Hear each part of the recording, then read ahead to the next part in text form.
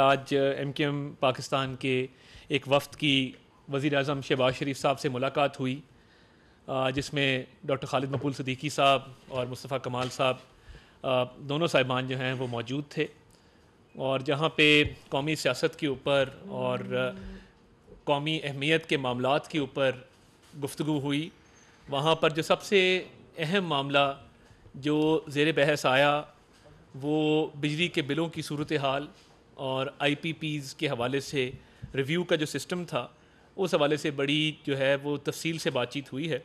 اور میں M Q M کا بہت شکر گزار ہوں کہ انہوں نے اس پہ آواز بھی اٹھائی اور اس معاملے پہ گاہے بگاہے وہ گفتگو کرتے رہے ہیں اور پریس کانفرنسز بھی کرتے رہے ہیں، اور انہوں نے ہمیشہ حکومت کے ایک اتحادی کے طور پہ یہ کوشش کی ہے کہ جو ہے ایک اچھی تجویز دی جائے اس حوالے سے، اور جو اصلاحات کا حکومت کا ایجنڈا ہے اس میں ہمیشہ انہوں نے جو ہے وہ مثبت ایک کنٹریبیوشن کی ہے، تو ان کا شکریہ بھی ادا کرتے ہیں۔ اور میں یہ سمجھتا ہوں کہ یہ معاملہ جو بجلی والا معاملہ ہے یہ پوری قوم کا معاملہ ہے، یہ ہر پاکستانی کا معاملہ ہے، اور آپ کو یاد ہوگا کہ جب 18 گھنٹے لوڈ شیڈنگ ہوتی تھی تو 2013 میں ہماری جب گورنمنٹ آئی تو یہ لوڈ شیڈنگ کا خاتمہ ہوا، اور بجلی جو ہے وہ باقاعدہ اس کو بیلنس کیا گیا، اور تب پنجاب گورنمنٹ نے بھی اور فیڈرل گورنمنٹ نے بھی سستے ترین 2 پلانٹس لگائے تھے R L N G based, تو وہ اس وقت دنیا کے سستے ترین پلانٹس تھے۔ تو میں ایم کیو ایم کے وفد کا شکریہ بھی ادا کرتا ہوں۔ اس کے ساتھ ساتھ میں یہ ضرور کہنا چاہوں گا کہ وزیر اعظم کا جو معاشی اصلاحات کا ایجنڈا ہے جس پر وہ کاربند ہیں، اس میں انہوں نے آتے ہی جو ڈسٹریبیوشن کمپنیز ہیں، ڈسکوز ہیں، لیسکو، گیپکو، کیسکو، ان کی جو نجکاری ہے اس حوالے سے اعلان کیا تھا، جس کے بعد قانون کے اندر جو ایس او ای ایکٹ ہے، اسٹیٹ اونڈ انٹرپرائزز کا جو ایکٹ ہے، اس میں ترمیم کی گئی، اور اس ترمیم کے ذریعے ڈسکوز کی پرائیویٹائزیشن کا عمل جو ہے وہ شروع ہو چکا ہے۔ اور دیکھیے یہ کئی دہائیوں کی داستان ہے، کئی دہائیوں پر محیط ایک کہانی ہے کہ جس طریقے سے ڈسکوز کے اندر انیفیشنسی اور کرپشن جو ہے وہ رچ بس گئی ہے۔ تو اس لیے یہ فیصلہ کیا گیا تھا کہ ایک تو ڈسکوز کو سیاسی مداخلت سے پاک کیا جائے گا، اور پروفیشنل کمپیٹنٹ پرائیویٹ سیکٹر کے لوگوں کو لایا جائے گا جو ان کو رن کریں گے۔ تو وہ قانون کے اندر ترمیم بھی کر لی گئی، جو ایک معاشی اصلاحات کا سلسلہ شروع ہوا ہے، اور ڈسکوز کی پرائیویٹائزیشن جو ہے وہ اب ٹائم کے ساتھ آگے بڑھ رہی ہے۔ دوسرا جو بہت اہم اعلان وزیر اعظم صاحب نے کیا، اس میں جو 50 ارب روپے کی سبسڈی دی گئی 200 یونٹ کے صارفین کو، پروٹیکٹڈ نان پروٹیکٹڈ دونوں، جو 200 یونٹ بجلی استعمال کرنے والے صارفین ہیں، ان کو جون، جولائی، اگست 3 مہینوں کے بلوں کے اندر جو رعایت دی گئی ہے، اور یہ 4 سے 7 روپے فی یونٹ ان کے بلوں پر فرق پڑے گا، تو یہ 50 ارب کی خطیر رقم ڈیولپمنٹ کا جو بجٹ ہے، جو پبلک سیکٹر ڈیولپمنٹ پروگرام ہے پی ایس ڈی پی، اس میں سے کٹوتی کر کے اس کو یہ عوام کی طرف ڈائیورٹ کیا گیا ہے کہ یہ گرمی کے مہینوں میں لوگوں کا جو بل ہے وہ کم آئے۔ اس کے علاوہ میں یہ سمجھتا ہوں کہ ڈسکوز کی پرائیویٹائزیشن ہو، وہ یہ 50 ارب روپے کی سبسڈی ہو 200 یونٹ والے صارفین کے لیے، جو اوور بلنگ کے معاملات ہیں اس حوالے سے جو حکومت اقدامات کر رہی ہے، بجلی چوری کو روکنے کے لیے تمام صوبائی حکومتوں کے ساتھ مل کے جو اقدامات کر رہی ہے، اس پہ بڑی گہری نظر ہے۔ اور میں یہ بھی سمجھتا ہوں کہ ابھی کل جو فیصلہ کیا گیا کہ جو بجلی کے بلوں کی ادائیگی کی آخری تاریخ ہے جولائی، اگست، ستمبر کے لیے، اس میں جو 10 دن کا ایک ایکسٹینشن پیریڈ دیا گیا ہے، وہ اسی لیے دیا گیا ہے کہ جہاں پہ اوور بلنگ کے معاملات ہیں ان کو دیکھا جا سکے، مزید جو کوئی ریلیف حکومت اس میں دے سکتی ہے اس کو دیکھا جا سکے۔ اور دیکھیے یہ سیاسی مسئلہ نہیں ہے آئی پی پیز کا، یہ مسئلہ بہت پہلے شروع ہوا، 90s میں آئی پی پیز لگے، 2000s میں لگے، اس کے بعد لگے، ہر دور میں آئی پی پیز لگتے رہے ہیں، مگر معاملہ یہ ہے کہ اس سارے سسٹم کو آگے کیسے لے کے چلنا ہے، اور یہ ایجنڈا وزیر اعظم صاحب کا اپنا ایجنڈا ہے۔ جو معاشی اصلاحات ہیں اس میں جو اقدامات کیے گئے تھے، یہ چاہے بجلی کی چوری کو روکنا ہو، چاہے ڈسکوز کو پرائیویٹائز کرنا ہو، چاہے سبسڈی دینی ہو، چاہے آئی پی پیز کا ریویو ہو جس کے لیے پہلے سے کمیٹیاں کام کر رہی ہیں، اور میں خصوصی طور پہ ذکر کرنا چاہوں گا کہ وزیر اعظم صاحب کی قیادت میں جس طریقے سے وزیر توانائی جناب سردار اویس لغاری صاحب نے، سیکٹری توانائی جناب راشد لنگڑیال صاحب نے کام کیا ہے، اور آئی پی پیز کے ریویو کے حوالے سے بھی ایک ان کی مشاورت چل رہی ہے اور معاملات چل رہے ہیں، تو یہ تو وزیر اعظم صاحب کا اپنا ایجنڈا ہے. اور دیکھیے، کون نہیں چاہتا کہ بجلی ملک میں سستی ہو؟ یہ تو سب کا ایجنڈا ہے، پوری قوم یہ چاہتی ہے. تو وزیر اعظم صاحب کو اس کا درد بھی ہے، احساس بھی ہے، اور پہلے دن سے معاشی اصلاحات کے ایجنڈے پہ اس لیے کاربند تھے کہ فسکل سپیس کریٹ کی جائے تاکہ بجلی جو ہے وہ سستی ہو.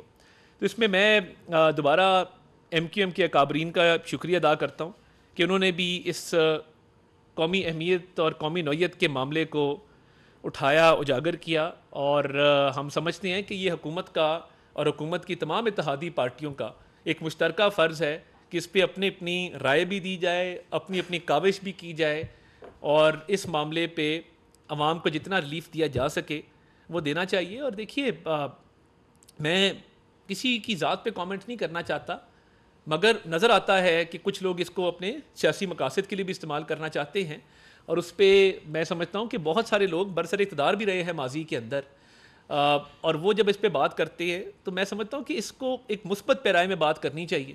ایک سلیمان شہباز صاحب کے حوالے سے بات کر دی، اور پتہ لگا کہ جی وہ تو سستا ترین اس وقت بجلی پروڈیوس کرنے والا ان کا پلانٹ ہے، اور ان کو کیپیسٹی پیمنٹ بھی نہیں جا رہی.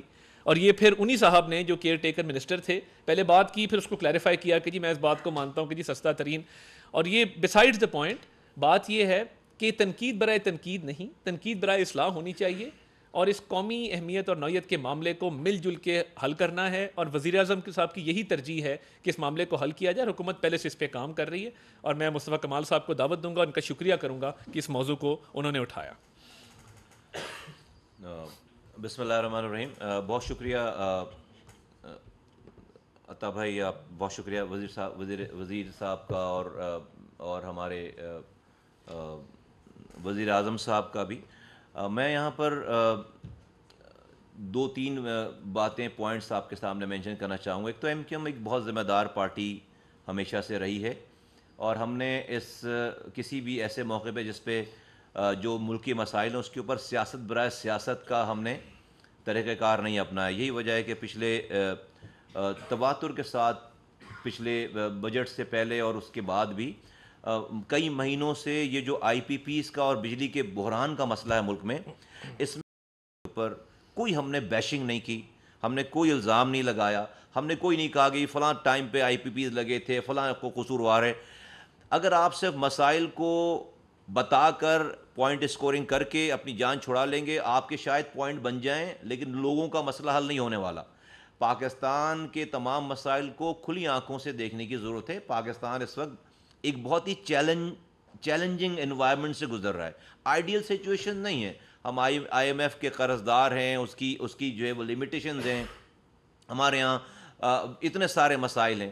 تو اگر میں ایم کیو ایم نے ہمیشہ سے اپنی ذمہ داری نبھائی، اور ہم نے مسائل کو ایڈریس کرتے ہوئے اس کے سولوشنز پہ بھی بات کی ہے.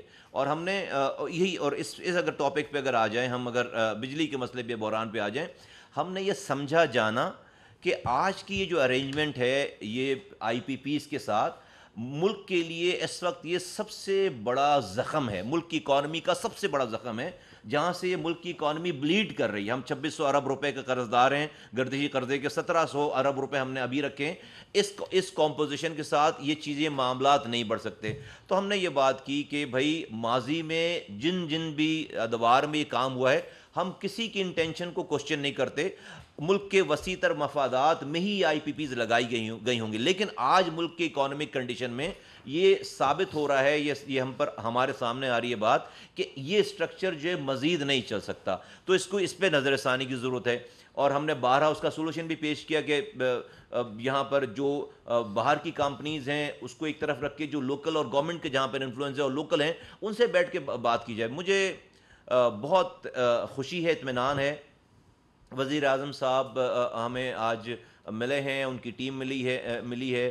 وزیر موصوف صاحب تھے وہاں پر, اویس لغاری صاحب تھے, عطا صاحب تھے وہاں پہ, عطا اللہ صاحب تھے, طاہر صاحب, اور ان کی پوری ٹیم تھی. ڈپٹی وزیر اعظم صاحب تھے, اسحاق ڈار صاحب تھے جو کہ فیڈرل فارن منسٹر بھی ہیں. یہ پوری ٹیم تھی وہاں پر, اور بھی حضرات تھے, اور ان کے سامنے وزیر اعظم صاحب نے یہ اپنا موقف دیا کہ یہ ان کی سب سے پہلی پرائرٹی ہے, اور ان کو ہماری سوچ اور ان کی سوچ میں کوئی فرق نہیں ہے. انہوں نے کہا کہ یہ کوئی اور نہیں, ہماری اپنی گورنمنٹ کی اپنی پرائرٹی ہے. پھر انہوں نے ہمیں آگاہ کیا کہ انہوں نے اس حوالے سے کتنا کچھ کام کر لیا ہے. میں ان چیزوں کو اس لیے ریپیٹ نہیں کرنا چاہتا ابھی, اس لیے قبل از وقت نہیں بولنا چاہتا, کہ جب وہ سامنے چیزیں آئیں گی اور جب امپلیمنٹ ہو رہی ہوں گی تو لوگوں کو نظر آئے گا. باٹم لائن یہ ہے کہ انشاءاللہ تعالی ان تمام اقدامات سے وزیر اعظم لیول پہ اور ان کی تمام ٹیم جس لیول پہ کام کر رہی ہے, مجھے یہ امید ہے کہ لوگوں کو ریلیف ملنے جا رہا ہے. مجھے یہ امید ہے کہ لوگوں کو اس نامصائب حالات میں انشاءاللہ تعالی ریلیف ملنے جا رہا ہے, اور نیگوسیشنز ہو رہی ہیں, اور مسائل کے اوپر بات ہو رہی ہے, اور ایڈریس کیا جا رہا ہے اس تمام مسئلے کو. تو میں ایم کیو ایم کی جانب سے وزیر اعظم شہباز شریف صاحب کا شکریہ ادا کرتا ہوں. میں عطا بھائی کا شکریہ ادا کرتا ہوں کہ انہوں نے مجھے یہاں پر موقع دیا, اور ہم اپنی, اور ایم کیو ایم اپنا رول پہلے بھی پلے کرتی رہی ہے, ابھی پلے کر رہی ہے, اور ہم حکومت کے تمام اچھے اقدامات کے بالکل جو ہے وہ ساتھ ہیں. جب جہاں سمجھیں گے کہ بھائی یہاں پر مشورہ دینا ہے, ہم نے مشورہ دینا ہے. ہم نے سیاست برائے سیاست پوائنٹ اسکورنگ نہیں کرنی, ہم نے نہیں کیا اس کے اوپر, اس والی بات پر سیاست. ہم نے لوگوں کے جینوئن ایشوز کو سامنے رکھا, اس مسئلے کا حل بھی بتایا, اور ان تمام مسائل کو بتاتے ہوئے ہم نے پاکستان کی جو سچویشن ہے آج, جو چیلنجنگ انوائرمنٹ ہے, اس سے آئسولیٹ ہو کر آئیڈیل قسم کے حالات والے مشورے نہیں دیے, بلکہ یہ چیلنجنگ انوائرمنٹ ہے. اس چیلنجز کو سامنے رکھتے ہوئے کہ آئی ایم ایف کی تلوار ہمارے سروں پر ہے, ملک کی اکانومک کنڈیشن ہمارے سروں پر ہے, آئی پی پی ہمیں پتہ ہے کہ بھائی سوورن گارنٹی دی گئی ہے, جو جن آئی پی پی سے کہ اگر آپ معاہدوں کو اگر آپ ان کو بتائے بغیر ختم کریں گے, وہ جا کر کسی بھی جو ہے وہ دنیا میں کسی بھی حصے پہ جا کر کورٹس میں چلے جائیں گے, یہ ایگریمنٹ میں لکھا ہوا ہے, اور وہ جا کر ہمارے خلاف ڈیسیجن دے آئیں گے. ہمیں ان تمام چیزوں کی معلومات ہیں, تو ہم صرف اور صرف ان تمام چیلنجز کو سامنے رکھتے ہوئے جو کام کیے جا سکتے ہیں, جتنی گفتگو کے ذریعے مسائل کو حل کر کے لوگوں کو ریلیف دیا جا سکتا ہے, کیونکہ بزنس مین پریشان ہے, اس کی فیکٹری وہ کاسٹ آف ڈوئنگ بزنس اس کی ہائی ہو گئی ہے. پورے ریجن میں 6 سینٹ کی جو ہے وہ کاسٹ ہے, ہمارے ریجن میں جو ہے وہ 16 سینٹ کی کاسٹ ہے. تو انڈسٹریز بند ہو رہی ہیں, بے روزگار لوگ ہو رہے ہیں. یہ جو ہم نے 12,900 ارب روپے کا بجٹ پیش کیا, جو ریونیو کمانا ہے, ہم نے اسی بزنس کمیونٹی سے کمانا ہے, اور سیلریڈ کلاس سے کمانا ہے. تو اگر سیلریڈ کلاس کی جاب چلی جائے گی, بزنس مین اپنا بزنس بند کرے گا, تو ہم یہ ریونیو کمائیں گے کہاں سے؟ تو یہ اوور آل پاکستان کو نقصان ہوگا. تو یہ آئی پی پیز ایک بہت بڑا زخم ہے, اس زخم کو, اس کی بلیڈنگ کو بند کرنے کی ضرورت ہے. اور مجھے اس بات پہ اطمینان ہے کہ وزیر اعظم صاحب نہ کہ صرف اویئر ہیں, انہوں نے اس پہ بہت زیادہ کام کیا ہوا ہے, اور ہماری لائنز کے اوپر جو ہے جو ہمارے خدشات خیالات تھے, ان چیزوں کو انہوں نے آلریڈی ایڈریس کیا ہوا ہے, کر رہے ہیں, ابھی ان پروسیس ہے انشاءاللہ تعالی. جس طرح سے وزیر صاحب نے بتایا آپ کو, وزیر انفارمیشن نے آپ کو بتایا کہ انشاءاللہ تعالی جلد ہی لوگوں کو اس حوالے سے خوشخبری ملے گی, اور لوگوں کو ریلیف ملے گا انشاءاللہ تعالی. بہت شکریہ. صاحب ڈاؤن سے. جناب صاحب آپ جو بات کر رہے ہیں, پرائم منسٹر جو بات کرتے ہیں اس کی ایک سینسٹی بھی ہوتی ہے, اور اس پہ امپلیمنٹ بھی ہونا چاہیے. آپ کی حکومت آئی, آپ نے آتے ہی گندم قرآن آیا, پرائم منسٹر نے انکوائری کا حکم دیا, آج 4 مہینے ہو گئے, انکوائری کا کوئی پتہ نہیں کدھر ہے, اس کو مٹی ڈال دی. اس کے بعد پرائم منسٹر نے اناؤنس کیا کہ 30 دن کے اندر ریسٹرکچرنگ پلان آئے گا. آج آپ دیکھ لیں ان کا قوم سے خطاب کی اور ڈیٹ دیکھ لیں, وہ ریکارڈ موجود ہے, آج تک وہ پلان نہیں آیا. پرائم منسٹر نے بجلی چوری, بجلی پہ جو ایڈیشنل چارجز ڈالے گئے, ایف آئی اے کو انکوائری کا کہا, وہ انکوائری آ گئی. کل نیپرا نے بھی کہہ دیا ڈکیتی ڈالی ہے, کسی کمپنی کے چیف ایگزیکٹو کے خلاف کوئی کارروائی نہیں. تو کس طرح یہ مسئلے حل ہوں گے جب پرائم منسٹر اپنی کوئی بات پر عمل نہیں کر سکتے؟ بہت شکریہ جی ثناء اللہ صاحب. بات تو بجلی کی ہونی تھی, مگر اچھا کیا آپ نے مجھے موقع دے دیا کہ میں حکومت کی مزید پروموشن کے حوالے سے بات کر سکوں, اور میں گندم سے شروع کروں گا, اور امید ہوگی کہ جواب چنا نہ ہو اس کا. سوال گندم ہے تو میں جواب بھی اس کا گندم ہی دوں گا. تو گندم کے حوالے سے آپ دیکھ چکے ہیں کہ اس وقت کے سیکرٹری کو بھی او ایس پی کیا گیا, اور باقی جو پاسکو کے بھی افسران ہیں, سب کے خلاف جو ہے وہ محکمانہ کارروائی کی گئی. اب جتنی سزا ہے اتنی ہی ملنی چاہیے, کسی کو لٹکایا تو نہیں جا سکتا مزید اس کے بیونڈ جو سرکاری معاملات ہیں. ریسٹرکچرنگ کے حوالے سے دیکھیے آلریڈی کئی دفعہ یہ عرض کر چکے ہیں اور آپ کو میں گزارش کروں گا آج اپنے وی لاگ پہ اس پہ بات کیجیے گا کہ حکومت پاکستان کا 1 روپیہ خرچے بغیر جس طریقے سے ملنڈا گیٹس فاؤنڈیشن کے تھرو مکینزی کارپوریشن آیا ہے FBR کی ڈیجیٹائزیشن کے اوپر اور پورے محکمے کو ڈیجیٹائز کر رہا ہے جس سے لاکھوں فائلرز میں انکریز ہوا، اس کی تو کوئی بات نہیں کرتا کہ نان فائلرز کتنے تھے اور اب فائلرز میں کتنا انکریز ہوا ہے. یہ اعداد و شمار بھی آپ کو پرووائڈ کر دیے جائیں گے، اس پہ بھی بات کریں کہ فائلرز میں کیسے اضافہ ہوا ہے، کیونکہ پہلے فائلرز نہیں تھے.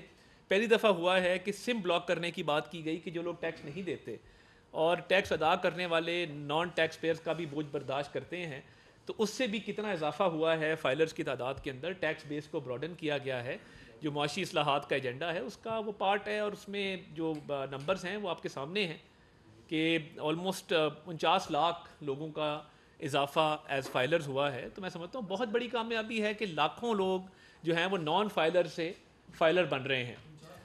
جی اس کے علاوہ اگر آپ دیکھیں گے تو یہ FBR کی ڈیجیٹائزیشن کے علاوہ جو حکومت نے PWD کا محکمہ بند کیا، کرپشن کا گڑھ تھا. آپ کے وی لاگ میں نے اس کا بھی ذکر نہیں دیکھا آج تک کہ آپ نے کہا ہو کہ جی بہت اچھا اقدام ہے، آپ نے ہاؤسنگ محکمے کا جو سب سے کرپٹ ڈپارٹمنٹ تھا وہ بند کر دیا. کاش آپ نے اپنے وی لاگ میں بات کی ہوتی تو میں آپ کو کہتا کہ آج آپ نے کمال کر دیا کہ PWD جو اربوں روپے سال کے کھا جاتا ہے، جس کا تخمینہ بھی نہیں لگایا جا سکتا کہ کتنے ارب کھاتا ہے، اور ایک انیفیشینٹ اور کرپٹ محکمہ تھا، اس کو جب بند کیا گیا ہے تو یہ کٹنگ ڈاؤن ایکسپینڈیچرز کا پارٹ ہے، اور اس سے جو سالانہ بچت ہوگی کئی سو ارب روپے کی. اس مافیا کو PWD کے مافیا کو آج تک کسی نے ہاتھ نہیں ڈالا تھا. لوگ ڈرتے تھے کہ جس کا پتہ نہیں کیا ری ایکشن آئے گا. جرت مندانہ اور ایک بہت ہمت حوصلہ کر کے وزیر اعظم صاحب نے کٹنگ ڈاؤن ایکسپینڈیچرز کے حوالے سے PWD کا محکمہ بند کیا. اگر یہ معاشی اصلاحات کا حصہ نہیں ہے تو یہ ذاتی ایجنڈا تو نہیں تھا. PWD کے ساتھ مجھے نہیں لگتا کہ وزیر اعظم کی کوئی ذاتی رنجش تھی، یہ اسی معاشی اصلاحات ایجنڈے کا حصہ ہے جس کے تحت FBR کی ڈیجیٹائزیشن ہو رہی ہے. اسی کے تحت جو ہے وہ اس کو بند کیا گیا ہے. اور رائٹ سائزنگ اور ڈاؤن سائزنگ کے حوالے سے وہ ایئرپورٹس کی آؤٹ سورسنگ ہو، وہ PIA کی پرائیویٹائزیشن ہو، یہ سارا عمل بڑی تیزی سے آگے بڑھ رہا ہے. اور اس کے ساتھ ساتھ اگر آپ دیکھیں تو چین کا بھی ایک وفد پاکستان میں موجود ہے. وہ کس غرض سے آیا ہے، ان کا کیا ایجنڈا ہے، وہ آج پریس ریلیز ہم کریں گے، آپ کو بتا دیں گے کہ وہ چینی حکومت نے جو وفد بھجوایا ہے اس کے پیچھے ان کا کیا ویژن ہے، کیا سوچ ہے. تو دیکھیے معاشی اصلاحات پہ تو ہر وقت کام ہو رہا ہے اور ہونا چاہیے بھی، اور ہر وقت حکومت جو ہے وہ کوشش کر رہی ہے کہ ان اصلاحات کو امپلیمنٹ کیا جائے. یہ لوگ بھول جاتے ہیں کہ اگر ملک کو ڈیفالٹ سے نہ بچایا جاتا، کیونکہ 2018 میں 4% مہنگائی تھی. ابھی پورا ٹاک شو بن گیا، میں نے بات بزی پہ کرنی تھی بٹ آپ کا اب سوال ہے، میں اب اس کو تھوڑا وائنڈ اپ کی طرف لے کے جاتا ہوں. دیکھیے 4% مہنگائی تھی، شرح نمو جس کو GDP گروتھ ریٹ کہتے ہیں وہ 6% کے اوپر تھی. پھر 4 سال حکومت آئی، پنکی، گوگی اور کپتان تباہ کر گئے پاکستان. انہوں نے 4 سال میں کیا کیا، اور وہ 4% مہنگائی 23% پہ کیسے پہنچی، وہ 6% گروتھ جو ہے وہ 1% پہ کیسے پہنچی. اور اس کے بعد جب ڈیفالٹ کے دہانے پہ ملک آ گیا تو کہا گیا جی امریکی سازش ہے اور تختہ الٹ دو اور 9 مئی کے حملے کر دو اور آگ لگا دو اور جلا دو اور مار دو. یہ جب ساری داستان قوم کو سنائی گئی اور نفرت پھیلائی گئی اور تشدد پر اکسایا گیا اور لوگوں کی ذہن سازی کی گئی، تو کاش اس وقت بھی آپ کہتے کہ جی اسٹرکچرل ریفارمز کا کیا ایجنڈا ہے، 4 سال میں کیا ہوا. خدا نہ خواستہ اگر ملک ڈیفالٹ ہو جاتا اور بہت سارے لوگ چھٹی پہ چلے گئے تھے، بہت سارے بیوروکریٹس میں جانتا ہوں کہ جی ڈیفالٹ کی چھاپ ہمارے پہ نہ لگے. فیس کس نے کیا؟ ہم نے فیس کیا اللہ کے فضل سے. وزیر اعظم صاحب کھڑے رہے اور انہوں نے کہا جی ملک ڈیفالٹ نہیں ہوگا انشاءاللہ تعالیٰ. اور ڈیفالٹ ہوتا، ملک میں خانہ جنگی ہوتی، لوٹ مار ہو رہی ہوتی دکانوں کے اندر، سڑکوں کے اوپر.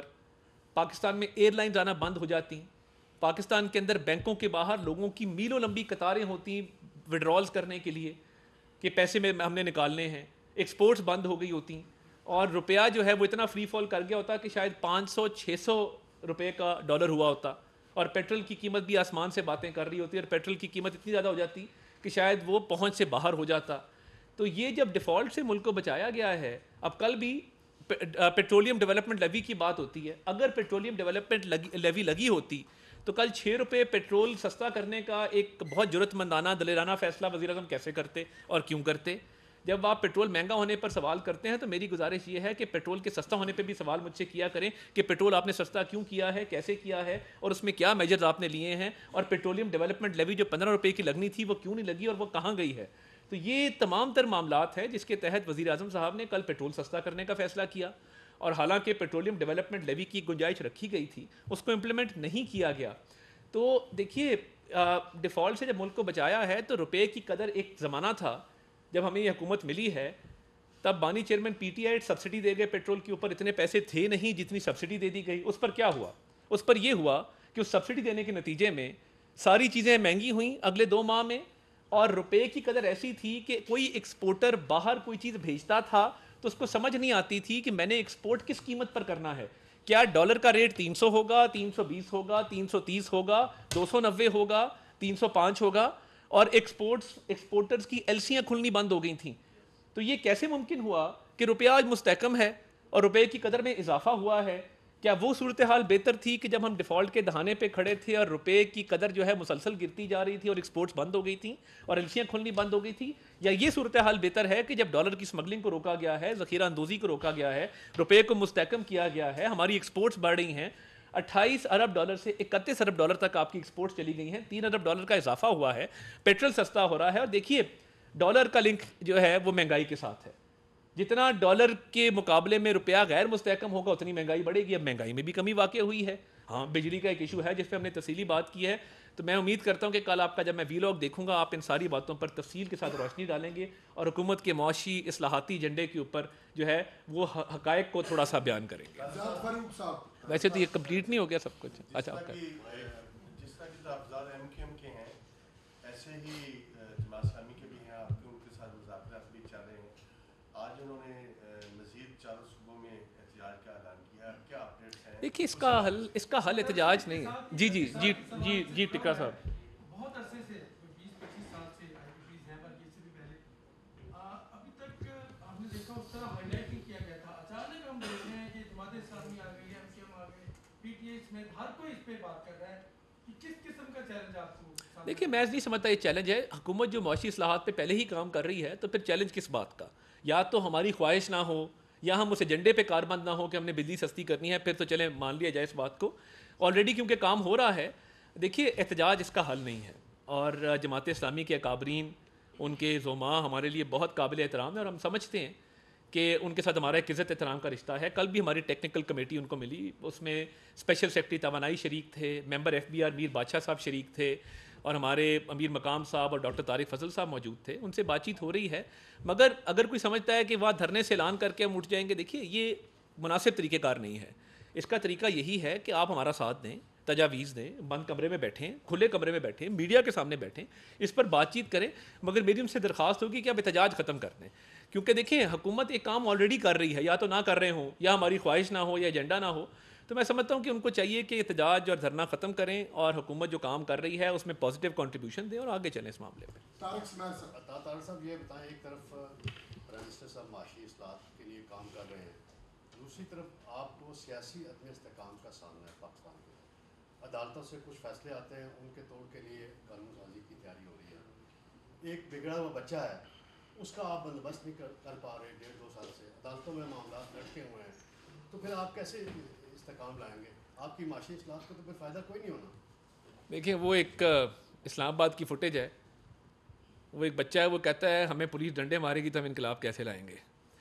تو بات یہ ہے کہ عدالتی فیصلہ جو ہے، جو وقت کو واپس موڑا گیا اور جس طریقے سے ایک ریلیف دیا گیا بن مانگے، اس پر تاثر ایک یہی قائم ہوا کہ جی نہ اصداء کی گئی تھی، نہ درخواست ڈالی گئی تھی، نہ وہ پارٹی عدالت کے سامنے موجود تھی.